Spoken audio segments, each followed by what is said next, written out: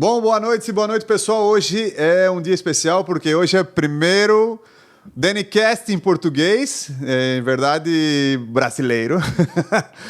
Primeiramente, eu gostaria de agradecer os nossos patrocinadores, para você que é do Panamá, brasileiro que vive no Panamá, nossos patrocinadores The Family Clinic, que é uma clínica especializada em cirurgia geral e odontologia. Para você brasileiro que vive no Panamá, precisa de assistência com cirurgia geral ou odontologia, The Family Clinic é a melhor clínica de cirurgia e odontologia de Panamá.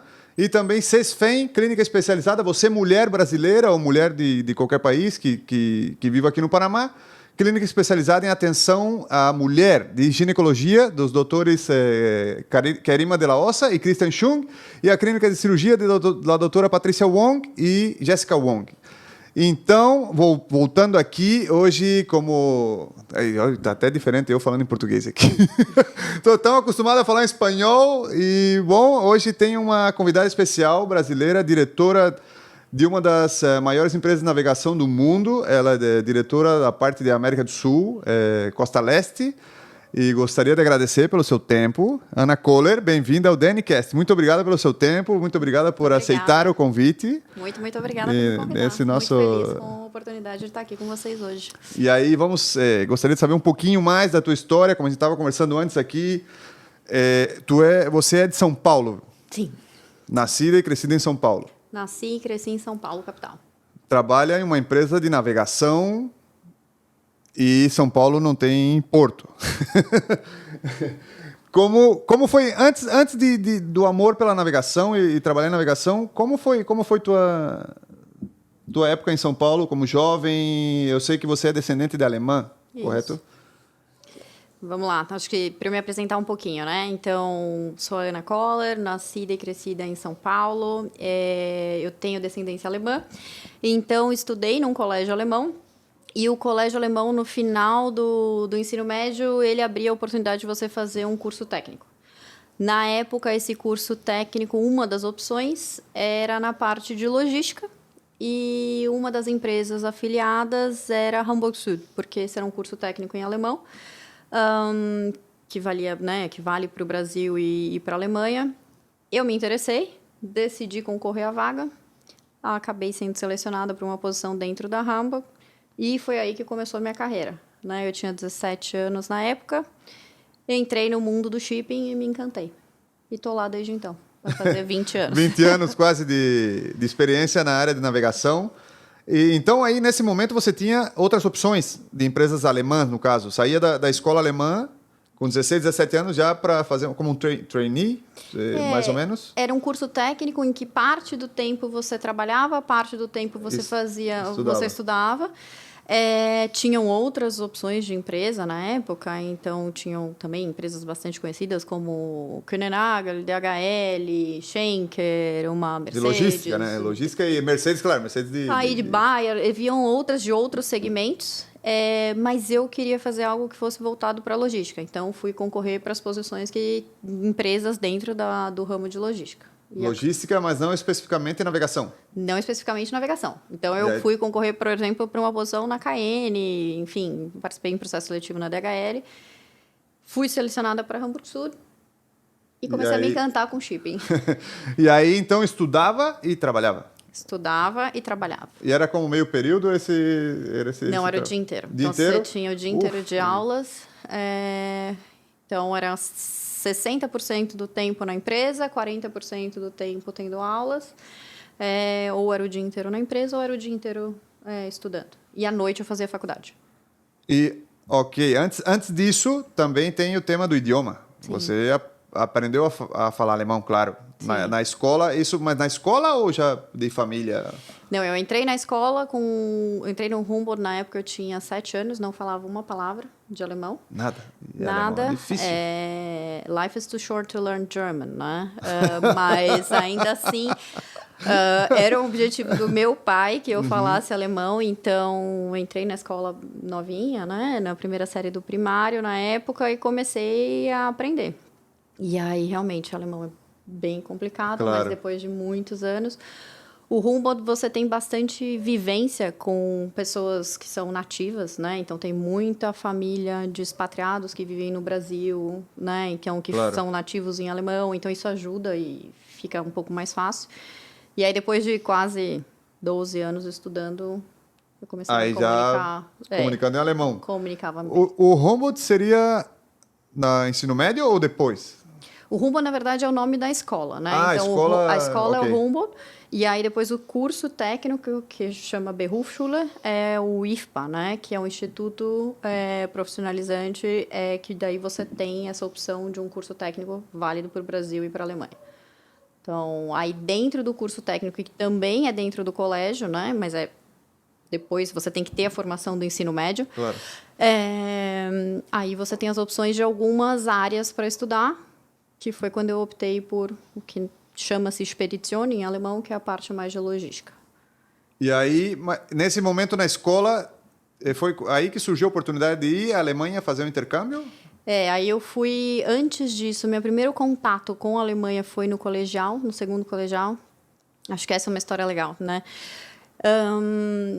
Eu nunca tinha ido para a Europa até o colegial, e aí os colégios alemães, eles participam de uma competição que é promovida pela própria Alemanha, pelo governo alemão, onde eles selecionam um aluno de cada escola alemã do Brasil para ir para a Alemanha, conhecer a Alemanha, conhecer algumas universidades, promover um pouco a Alemanha para esse público que tem mais, vamos dizer, contato com a Alemanha. E aí, na época, eu estava no segundo ano do colegial, eu podia concorrer a esse intercâmbio. Eu sou uma pessoa muito pé no chão, então, assim, eu tinha zero expectativa que desse certo, mas falei, por que não? Tentar? O não eu já tenho. E, gente, o não eu já tenho, eu vou tentar. Quem sabe não der certo.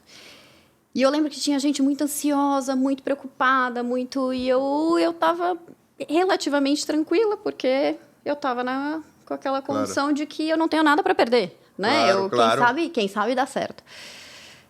E eu fui passando de fase, a coisa foi caminhando, até que eu cheguei na fase final, que era uma entrevista no consulado alemão, na Faria Lima. Então, foram 3 pessoas do colégio que eu estudava, 3 pessoas finalistas de um outro colégio, enfim, tinha um grupo aí de 10 pessoas.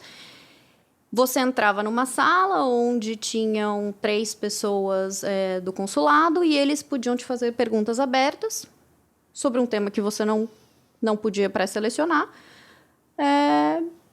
E as pessoas estavam muito preocupadas lá de fora. Imagino. E eu lembro que na época eu estava comendo uma bolacha, eu vi o pessoal muito desesperado, eu ofereci bolacha, virou piada, porque todo mundo falou, a gente está desesperado, você está comendo bolacha. Eu falei, gente, vamos comer uma bolacha. Tranquilidade nesse momento, não, eu já estaria morrendo aí. Falei, não, vamos tentar relaxar. Entrei, as perguntas para mim eram sobre turismo, então era o que eu achava do turismo no Brasil, os lugares que eu conhecia, o que eu já tinha visitado, tudo em alemão, né? Claro, a entrevista era toda em alemão, eu falei o que eu tinha para falar, enfim, foi uma entrevista ali de meia hora, obrigado.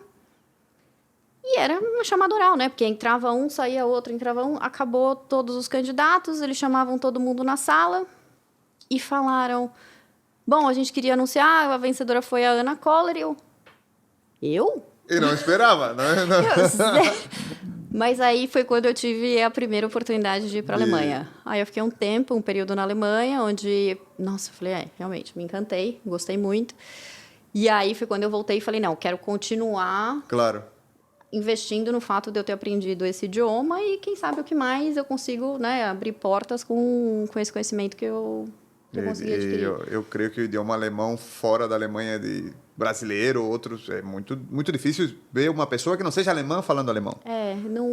Apesar de ser um idioma bastante útil, né? Claro. Assim, obviamente, depois do inglês, espanhol ainda é um idioma bastante útil. É muito difícil você ouvir, né, no dia a dia, na Santa rua, Catarina... Assim. No sul... Blumenau, Pomerode, aí todavia ainda se escuta alemão, né? Mas eu não sei se é o mesmo ou é um dialeto, não sei. É um tipo de um dialeto, o mesmo que se fala na Alemanha. Mas eu sei que lá eles falam em alemão, muitas famílias falam ainda alemão em Pomerode e Blumenau. A minha família, como veio para o Brasil numa época pela questão da guerra. Então, houve uma necessidade muito forte de aprender o português o quanto antes, né? Sim ou sim. Para Claro. poder se inserir e, enfim, participar da cultura local. Então, todo mundo falava muito bem português. Meu avô fala alemão fluentemente, mas como minha avó não falava, todo mundo falava português. Português. Exatamente. Então, acabou não sendo um costume para a gente falar alemão e foi se perdendo, o que é uma pena. Sim. Porque... E não tem com quem praticar aqui no Panamá também, né? Agora... de repente na uma escola de alemão aqui com a cultura francesa, a cultura alemã, deve ter uma para ir praticar lá ou ensinar. Não perder o idioma. Claro. Então, mas o alemão então te abriu portas também. Com certeza. Para o teu trabalho na Hamburg Süd, que foi muito tempo, né? Então, entraste em Hamburg Süd com 17 anos? Com 17 anos. Como trainee. E aí, como foi? Conta um pouquinho da Hamburg Süd aí, da tua experiência. Que a Hamburg Süd hoje, para quem não sabe, a Hamburg Süd já não é uma empresa que não existe mais, mas teve muitos anos no mercado. Muitos anos, mais de 150 anos de mercado. Eu fiquei na Hamburg 2 anos nesse período de trainee, né, onde eu trabalhava, estudava um pouco. No final desses 2 anos, eu fui efetivada, então eu tinha 19 anos quando eu comecei a trabalhar na área comercial. E foi quando eu comecei a ter primeiro contato com o cliente, né, entender um pouco mais da pressão do dia a dia, do que significa não atender a expectativa de um cliente. Fiquei 1 ano no time comercial, surgiu uma oportunidade para ir para um freight forwarder, que era uma das contas que eu atendia na Hamburg Süd. Fora da Hamburg Süd? Fora da Hamburg Süd. Fui para um freight forwarder, onde eu tive a primeira experiência na parte de pricing. Então, foi quando eu comecei a fazer precificação, foi quando eu comecei a fazer a parte de produto marítimo.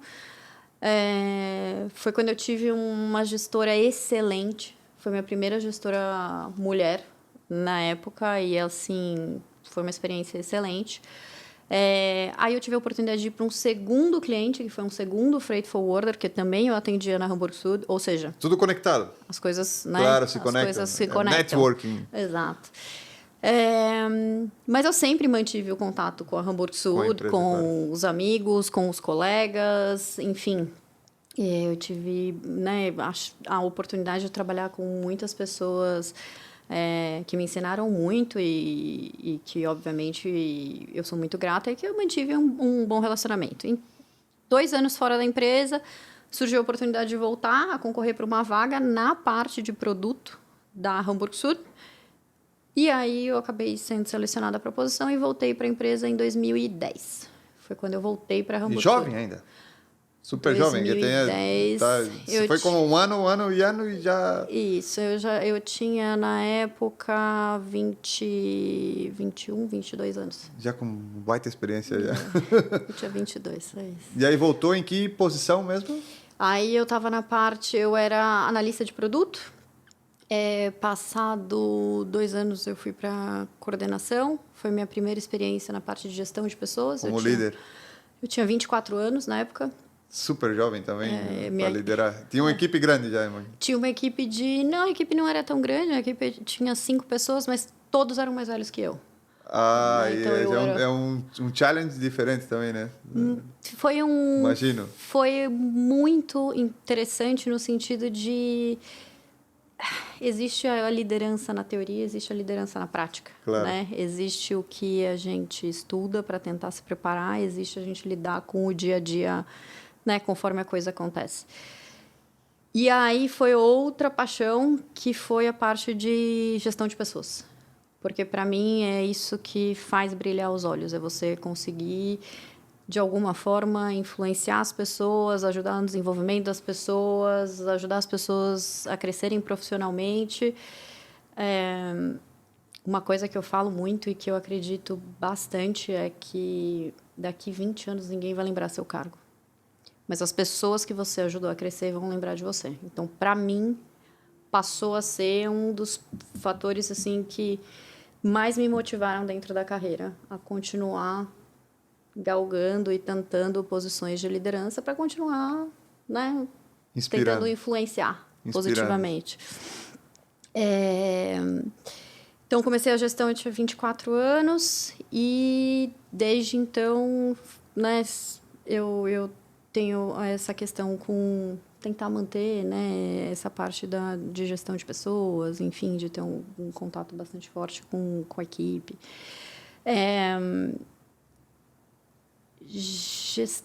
Parte de gerente, eu acho que eu tinha talvez 2 anos mais, eu devia ter uns 26 na época.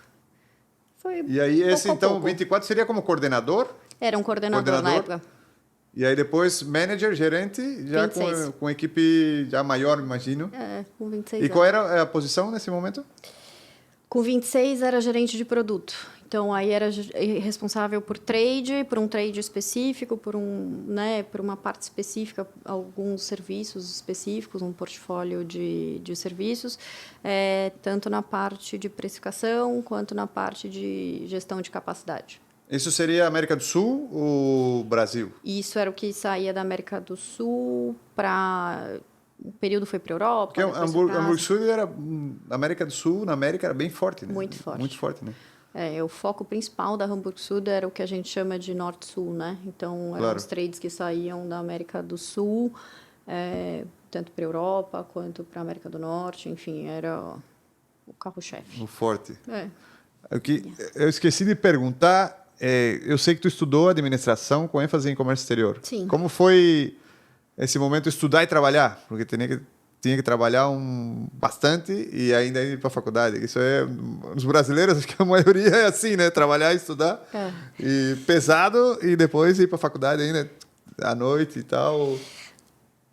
Cara, eu acho que a gente faz as coisas Acho que tudo tem uma idade certa, né? Para fazer. Claro. Hoje, se você me falar que eu tenho que fazer exatamente a mesma coisa, eu vou te falar que vai ser difícil. Tá impossível. Vai ser bem complicado. Mas, na época, com 17 anos, eu lembro que a rotina era acordar 5h40, 6 horas, começar a ter aula...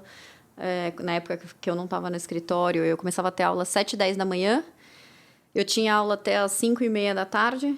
Para quem conhece São Paulo, nessa época as aulas eram em Interlagos e a faculdade era no centro de São Paulo. Então, acabava as aulas às 5h30. Eu tinha 1 hora para chegar do outro lado. Não tinha carro. Isso que é, né? São Paulo. Pô, eu venho de uma cidade de 50 mil pessoas. Eu tive em São Paulo, eu fiquei louco. Eu fiquei, meu Deus, que é isso? Como as pessoas conseguem viver aqui? Como eu morei lá a vida inteira. Não é como que assim conseguem viver Não, porque tudo é muito longe, é muito trânsito, é muito não sei o quê. Aqui no Panamá eu fico 40 minutos no trânsito, fico louco. Meu Deus do céu. Eu lembro que era a rotina, né? Pegar esse trânsito, chegar na faculdade. Do outro lado da cidade. Do outro lado da cidade. Aí tinha aula das 6h30 até quase 11 horas. 10h30, 10h45. 10h45, voltava para casa. E a rotina. Começa tudo outra vez. Tudo outra vez. 4 anos nessa jornada. Mas... E também ajuda bastante, né? Porque essa é uma carreira. A administração funciona em qualquer lugar. Sim. Comércio exterior, marítimo. Funciona muito por que você faz, o que eu faço também, que estou nessa área também, para quem não sabe. E aí, então, jovem, já líder, depois também vão surgindo mais oportunidades. Sim. Dentro da empresa, porque já de aí não saiu mais, né? Desde que eu retornei, daí foram mudanças dentro da companhia, onde eu tive a oportunidade de trabalhar com times diferentes, com escopos de serviços diferentes, com mercados diferentes, funções diferentes. Então, teve uma época que eu também ficava à frente de um time comercial, que estava vendendo também uma plataforma digital.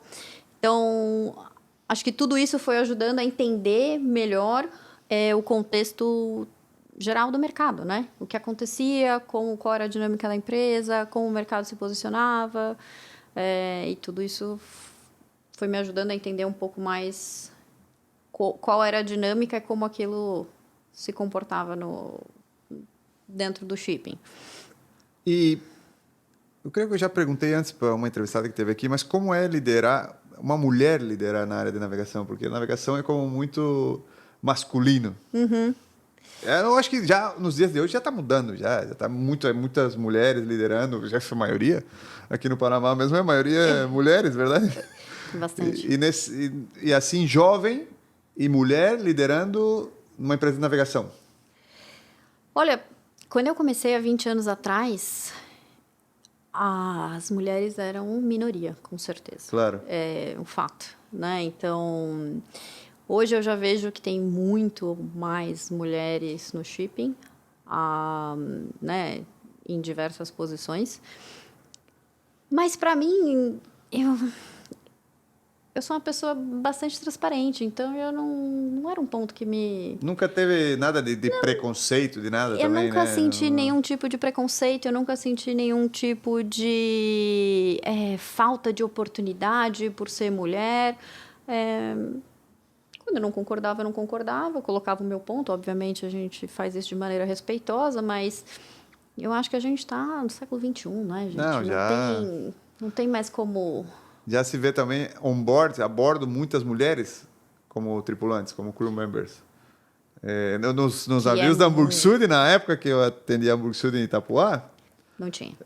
não, tinha muitas mulheres, muitas alemãs, mas já oficiais, né? Mas porque era a maioria dos porque eram alemãs. Eu acho que também tem o tema de sair da Alemanha e já ter oportunidade de trabalhar. Eu acho que a Alemanha tem muito disso, né? Sim, eles promovem muito Promovem isso. muito e trabalhar nas empresas dele. Tem empresas grandes alemãs também da navegação. Tem outra, né? Tem outra grande tem aqui outra também. Grande. Então, assim, em Hamburgo, principalmente, essa é uma carreira que é bastante, né? Tem bastante foco, o pessoal tem bastante A interesse. navegação na Alemanha é forte. É muito forte, principalmente em Hamburgo. E como será que foi para eles, né? Que interessante que depois de um tempo, né, a gente vai chegar nisso ainda, eles perderam uma das grandes deles, né? O orgulho, né? O tema do orgulho, eu imagino. Aí vamos chegar no futuro. E aí, então, depois de posição de gerente, jovem ainda, como foi... Já sabia liderar, mas como foi crescendo em liderança, imagino que assumindo novos postos e novas posições de liderança, com uma equipe maior, desafios diferentes, outros challenges, O que eu busquei, assim, o que eu tento buscar sempre são mentores, né? Eu acho que é muito importante você ter mentores, pessoas que você confie, para você conversar, para você, né, trocar informações, bater papo, entender outros pontos de vista, ver se o que você está fazendo talvez seja a melhor forma de fazer. Então, né, nessa busca de talvez continuar crescendo profissionalmente, uma das coisas que me ajudou bastante foi eu tinha mentores tanto dentro da empresa quanto fora da empresa. Então, por exemplo, como eu comentei, a minha gestora da primeira empresa, quando eu saí, ela se tornou uma grande amiga e uma mentora. Então, em algum momento, quando eu sentia que eu tinha que tomar uma decisão profissional que talvez eu estava na dúvida, às vezes eu ligava e falava, o que você acha? Então, no sentido de ouvir uma pessoa que tem mais experiência profissional, mais experiência. de que já tinha mais tempo, né, de carreira, enfim. Então, isso me ajudou bastante. Coisas que também me ajudaram muito no processo. Eu sempre pedi feedback da equipe. Muito. Porque eu acho que quem está com você no dia a dia sabe dos seus pontos fracos, né? Sabe do que você precisa melhorar. Então, e eu tive a sorte de trabalhar com pessoas que foram muito honestas comigo. E eu acho que isso me ajudou também em vários momentos. Porque somos todos seres humanos, né? A gente erra. E a gente, infelizmente, erra mais do que gostaria. Então, se não tiver alguém para falar, talvez você tenha que dar uma ajustada. Tem que dar uma melhoradinha aqui, uma ajustadinha aqui. Só que precisa melhorar. Então, acho que isso tudo foram coisas que me ajudaram. Aí teve também uma oportunidade de ficar fora durante um período, em Hamburgo, no trabalho. Também. Já isso depois, já como gerente? Já. E aí isso também me ajudou bastante a entender um pouco de outras culturas, outra forma de trabalhar. outra relação com o trabalho, né? Porque nós, como brasileiros, a gente tem um tipo de relação com o trabalho. Sim. Se você vai... Enfim, cada país tem uma forma diferente de lidar. Então, isso também me ajudou bastante a entender que não existe uma forma só de se trabalhar. E foi aí que eu comecei a me questionar sobre... Acho que está na hora de morar fora. Está na hora de voar. Talvez eu precise morar fora um tempo. Acho que isso vai contribuir. Mas até chegar o momento de morar fora, a gente tem que achar o equilíbrio entre a vida pessoal e profissional. Claro. Né? Aí queria chegar nessa parte. Mas antes disso, eu quero saber como foi a experiência voltando para a Alemanha depois, já como gerente de uma empresa, não como intercâmbio... E trabalhando com culturas diferentes. Foi como líder ou foi como uma experiência... Não, foi foi uma experiência temporária, né? Foram alguns meses fora. Então, na Alemanha não tinha gestão de pessoas. O que eu tinha foi um período em que eu passei em departamentos chaves com quem, na época, eu tinha bastante interação. Então, eram os principais stakeholders que trabalhava na época para... trabalhar e mostrar um pouco do que a gente estava vivendo na região. Claro. Pro escritório que era o headquarter na época, né? Então, essa foi uma troca bem interessante, que é trazer um pouco do olhar local, né, pro time que está um pouco mais distante, mas que está envolvido em umas questões bastante estratégicas. Então, foi nessa linha vivência fora do país. E numa situação totalmente diferente do que como menina com 16 anos que chegou já lá... quase sênior. que chegou lá para ver o que era a Alemanha, como é que funcionava. Mas foi E quanto tempo foi na Alemanha nesse retorno como funcionária Foram poucos meses, foram 4, 5 meses que eu fiquei na época. E aí depois eu voltei para a posição que eu estava na época na empresa no Brasil, né? Foi quando eu comecei a... Acho que com o choque. Acho que eu preciso ter um tempo fora do país. Antes disso, tinha intenção ou queria ficar no Brasil? Pensava, não, no Brasil aqui eu consigo... Eu sempre soube que eu iria para fora em algum momento.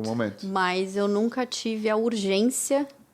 de ir para fora. Então, para mim, era uma questão que eu sabia que ia fazer parte da carreira. Eu via muito valor, eu sempre achei muito importante, mas eu não tinha a questão de eu quero ir para fora a qualquer custo. Né? Então, eu vou porque eu vou e eu preciso ir, precisa ser agora. Etapas. Esperar o momento certo, né? Exato. Uma coisa de cada vez. E aí, isso passou faz pouco tempo. Sair para morar fora. Faz pouco tempo. E antes disso, quanto tempo mais ficou? Depois que voltou da Alemanha, quanto tempo mais ficou e assumiu mais, mudou mais algumas posições? Depois também teve o tema de toda a mudança da Multisud.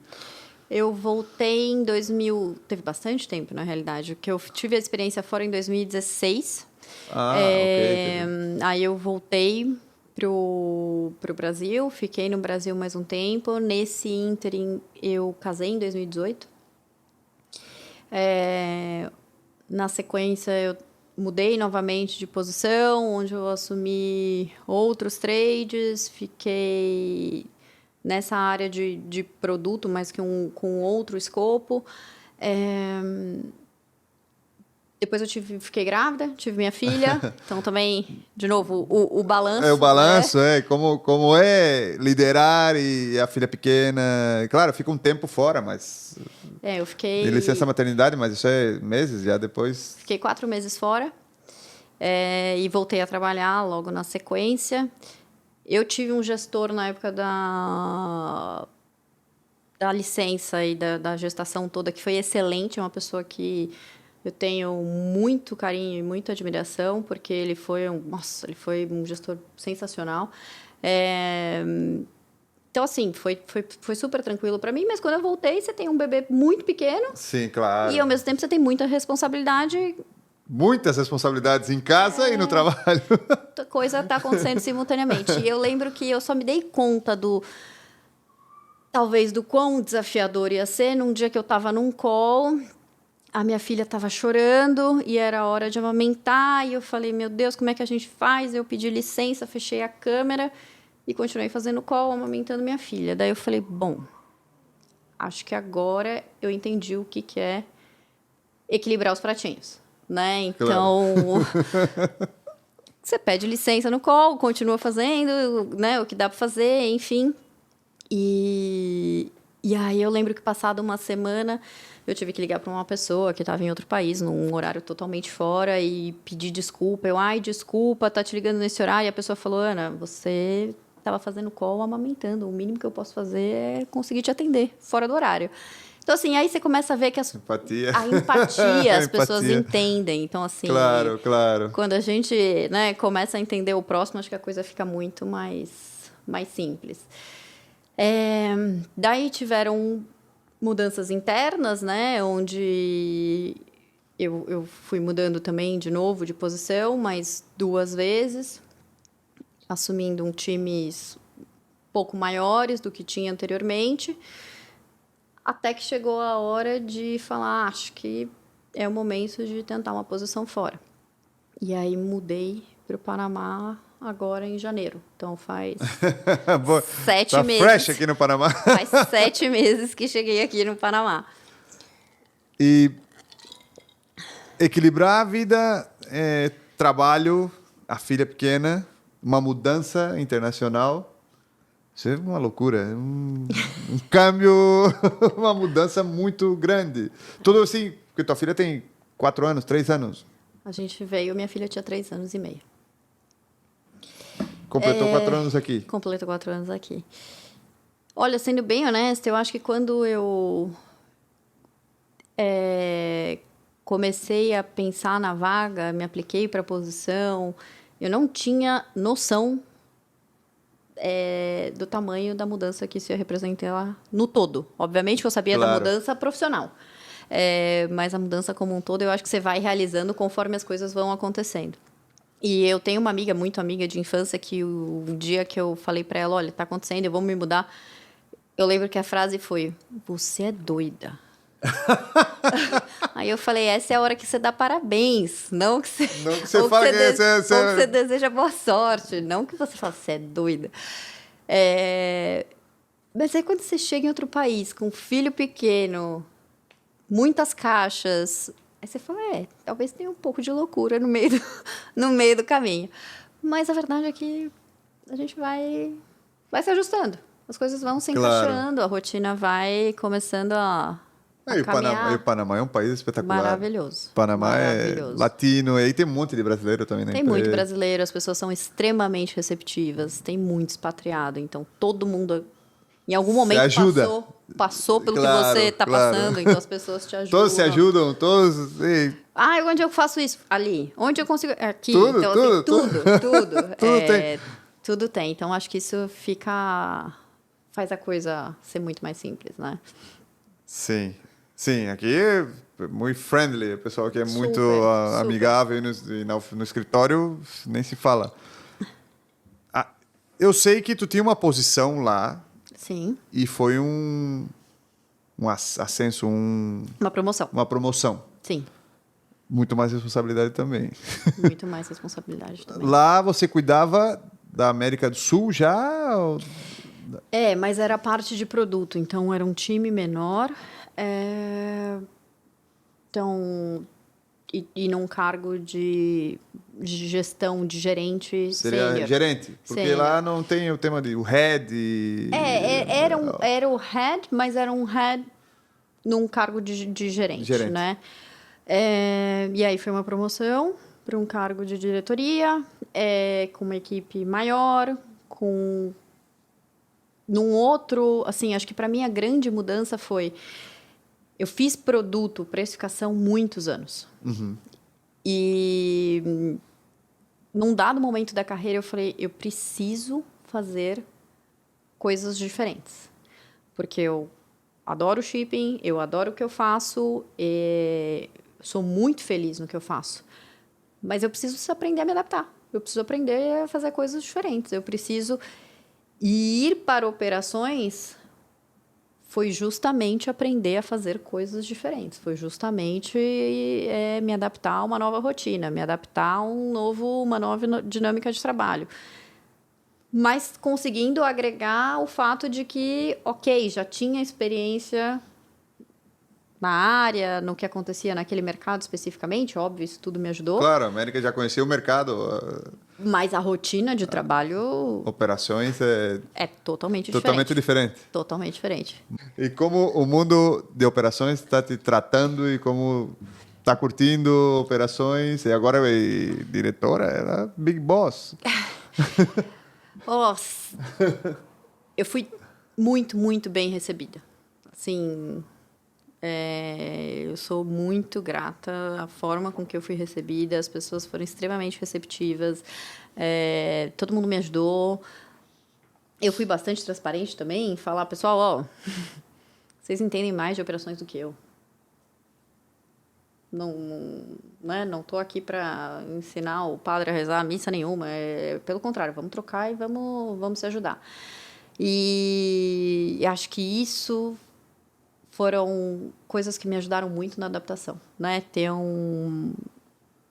Sentir uma recepção, né, tranquila, uma equipe que, nossa, foi excelente. E sentir a troca, porque ao mesmo tempo que eu quero aprender, eu vejo que tem coisas que os outros também querem aprender. Claro, então, claro. a gente tá trocando. É verdade que todo mundo tá trocando e a gente tá aprendendo Todos um com o aprendem. outro. Exato. Todos então, aprendem. acho que isso é o que motiva, né? Óbvio que tem toda uma parte de entender o escopo, entender quem são as pessoas ou os principais stakeholders, se adaptar, que levam tempo, né? Ninguém... Sim. Tem meses de Panamá, né? 7 meses. 7 meses de Panamá? 7 meses. Tenho 6 anos aqui. Eu sou veterano do Panamá. Não da empresa em si também, claro, mas o país, a receptividade, as pessoas. Não, e tem sido incrível. Assim, o Panamá é muito fácil de se adaptar, é muito gostoso de morar. Sim. E o trabalho tem sido uma baita oportunidade, assim, de aprendizado, de troca, enfim, muito bom. E o que sente saudade de São Paulo? Família. Família. Mas sempre quando pode, faz a ponte aérea, né? Como a América do Sul sempre tem a oportunidade também de dar um pulinho lá. É longe. Assim, eu sempre fui bem apegada à família, né? Então, meus pais, meus irmãos, a gente sempre foi bem próximo, família grande, meus avós são vivos, então também tenho meus avós, meus tios, enfim. Então, para mim, foi o primeiro... Né? Foi a primeira vivência fora, longe. Óbvio que a gente, né, quebra a rotina, se fala, faz vídeo e tenta dar uma... matar a saudade do jeito que dá. Usar as ferramentas que tem, né? Exatamente. Mas é diferente. Eu acho que é uma adaptação também, né? Você ir aprendendo a lidar com a distância. E tá gostando do Panamá? Muito, muito. Mora em Costa do Leste, né? Costa do Leste. Aí fica do lado da oficina. E eu penso... Não, né? Falando como... Mas depois que dá o primeiro passo fora, o céu é o limite. Eu acho que você quebra uma barreira. A forma que eu vejo é você ir morar fora, você quebra uma barreira. Você rompe vários pedágios, vários steps no sentido de apego familiar, apego à rotina, zona de conforto, aquelas coisas que você achava que você nunca ia viver sem. Você descobre que dá para viver sem, que dá para viver com coisas diferentes, que você se adapta. E se você se adapta uma vez, você se adapta a várias. Aí sim o céu é o limite. Quando eu estava saindo do país, meu marido e eu, a gente... né? Quando será que a gente volta? Foi uma pergunta que a gente fez um dia conversando. A verdade é que a gente não sabe. Quando e se? Voltar para visitar. Mas a gente sabe Provavelmente. Exato. Saiu do país, é muito difícil voltar. Eu acho que mais com uma posição de diretor. Bom, poderia voltar para o Brasil, CEO, eu na área de acho que... navegação. eu acho que eu sou uma pessoa muito aberta às oportunidades que a vida traz. Então, eu nunca digo nunca. Ah, você nunca vai voltar? Acho que nunca é muito tempo. Nunca há muito tempo. Agora, você vai voltar daqui 2 anos? Eu acho que isso não faz sentido. Não Você faz tem uma sentido. data de, eu preciso voltar em 3, 4, 5, 10. Eu acho que, se fizer sentido, para a carreira, para a família, Claro. para o contexto geral, voltar para o país, por que não? Né? Agora, acho que você sair do país com uma meta clara de eu vou morar só 2 anos, eu não, pelo menos para mim, nunca fez muito sentido. Nunca foi um objetivo pessoal ter, vou morar 2 anos fora. Tá, e depois que eu estiver instalada, que eu estiver feliz no outro país, que eu estiver, né, com uma rede de apoio, que eu estiver com amigos, que eu estiver... Aí eu falo, não, agora bateu o prazo, eu tenho que sair correndo. Tem que voltar ao Brasil. Porque deu meus 2 anos aqui, eu preciso voltar. Então, não. E o que você deixaria de conselho para quem quer entrar? Porque a gente sabe que o futuro é próspero para a navegação. No Brasil, na América do Sul, no mundo, mas na América em si, Brasil precisa. Que conselho você daria para quem quer trabalhar na área de navegação? Ou, às vezes, uma cidade como São Paulo, né? Quem conhece navegação são poucas pessoas. Então, Mas é um mercado gigantesco, vai crescer muito. eu acho que se eu puder tentar resumir, as coisas chegam até a gente através do transporte. Nada se materializa em casa, né? Eu brinco isso com a minha filha de 4 anos. Eu falo, você não pede uma coisa e a coisa brota na geladeira. Então, as coisas chegam para você através de algum transporte. Como isso chega? Eu acho que quando a gente passa a se interessar um pouco mais na cadeia logística e passa a entender a complexidade da cadeia logística, o shipping começa a brilhar os olhos. Porque o que a gente faz é muito mais do que transportar uma caixa do ponto A para o ponto B. A gente conecta o mundo. É isso que a gente faz. Então, acho que todo mundo que tem interesse em fazer o mundo fluir melhor, de alguma forma, pode se interessar em fazer o que a gente faz. E acho que esse é o grande diferencial, né? Quando você começa a entender o porquê que você faz, a motivação é muito maior. Não só o quê, mas o porquê. Né? Com certeza. Primeiro, eu penso que eles têm que estudar inglês, aprender inglês no Brasil. Gente, assim... Que é o idioma que utiliza na navegação, não importa onde você esteja, tem que saber falar inglês. Não, eu acho que a gente tem algumas questões de educação, né, no país. Então, assim, óbvio, né? Assim, a parte de comunicação é o que abre portas. Claro. Então, falar outros idiomas é o que abre portas. Precisa se comunicar, conseguir se comunicar bem no inglês, se puder falar outros idiomas melhor, Muito até melhor. para poder você, né, entender o contexto e conseguir se comunicar com as outras pessoas. Muito difícil trabalhar na nossa área sem ter um conhecimento.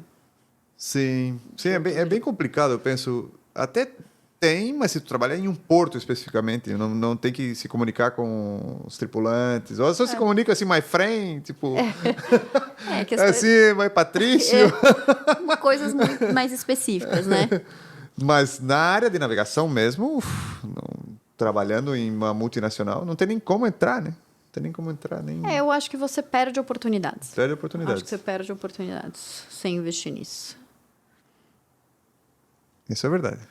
E agora, uma lição que você aprendeu nessa trajetória a chegar a ser diretora de uma das companhias maiores do mundo, mas ia falar mais grande. Quase! Uma das empresas maiores de navegação do mundo.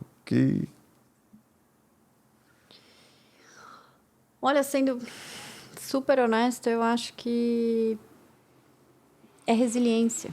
Eu acho que o que faz a diferença é você ser resiliente, você ter constância. Eu acho que tem pessoas brilhantes, mas que se não forem resilientes, a coisa não acontece. Então, eu acho que, para mim, o que me ajuda muito é ser constante no propósito, né? O que eu quero, o que eu busco na profissão, o que eu quero conseguir atingir, fazer um pouco todo dia. Tem dia que a gente entrega um pouco mais, tem dia que a gente não consegue entregar tudo que a gente gostaria, mas eu acho que você ser resiliente e constante no que você quer, eu acho que isso te leva aos pouquinhos em lugares que você talvez nem acredite que você vai chegar. Eu acho que isso, com certeza, foi uma das coisas que eu aprendi. Uma das pessoas que me inspira muito é meu avô. Meu avô é um cara que começou a trabalhar muito jovem. Ele tinha 18 anos, ele abriu uma empresa. E hoje a empresa tem quase 70 anos. E não tinha nada e conseguiu aos pouquinhos. E uma coisa que ele falou para mim a vida inteira, e fala até hoje, a sorte não pega ninguém deitado no sofá. Então, continua fazendo um pouquinho. Um pouquinho todo dia, você vai chegar aonde você quer. E você precisa ter clareza, né? Acho que assim, as pessoas precisam ter clareza de objetivo. O que você quer? Porque o que você quer é diferente do que eu quero, né? E não tem certo e errado. Mas se a gente tem clareza do objetivo, eu acho que torna a coisa muito mais clara do que você quer, aonde você quer chegar. E, por fim, a terceira coisa que para mim é importante é ninguém cresce sozinho. Esteja cercado de pessoas boas, equipe boa, pessoas que te inspiram, que te forçam a ser alguém, né, melhor. De ser humilde, de olhar e falar, cara, não sei tudo, estou longe de saber e quero continuar aprendendo. Acho que isso ajuda. Bom. Muito obrigado pelo conselho aqui. Estou guardando para mim. Isso é muito importante. Muito obrigado. Muito obrigado de verdade. Obrigada. E o que mais? O que mais para Ana Coller? O que mais? O que Calma, mais gente. para você? Eu sei que ainda tem um caminho muito longo e o céu é o limite. Olha, o que eu vislumbro, né? Eu quero aproveitar ao máximo a oportunidade de estar fora do país, em todos os aspectos, profissionalmente, pessoalmente, abrir portas para minha filha, trazer para ela uma vivência que eu não tive, talvez para ela romper a barreira de morar fora do país, nem seja uma barreira, porque ela vai ter morado fora do país com 3 anos, Crescer fora do país, exato. Claro. Então,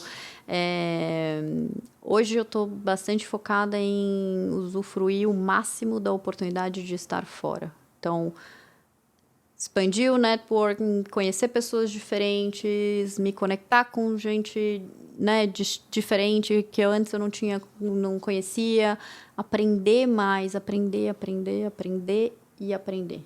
Então, assim, próximos passos da carreira, planos a gente sempre tem, mas one step at a time, vamos um passo de cada vez. Uma coisa por vez, a gente vai aos pouquinhos. Perfeito. Muito obrigado. Obrigada, gente. Muito obrigado pelo teu tempo. Obrigada eu. Primeira entrevista em português, de verdade. Com uma brasileira, agora vai ser essa diretamente em português. E você que nos vê, eu gostaria muito que subscrevam no canal. Se inscrevam no canal. Hoje, já estou esquecendo português, caramba. Gente, ele é nativo em espanhol. Se inscrevam no canal, cliquem no sininho e acompanhem o DNCast nas redes sociais. Muito obrigado a todos e boa noite. Tchau. Boa noite, gente. Obrigada. Tchau. Tchau, tchau.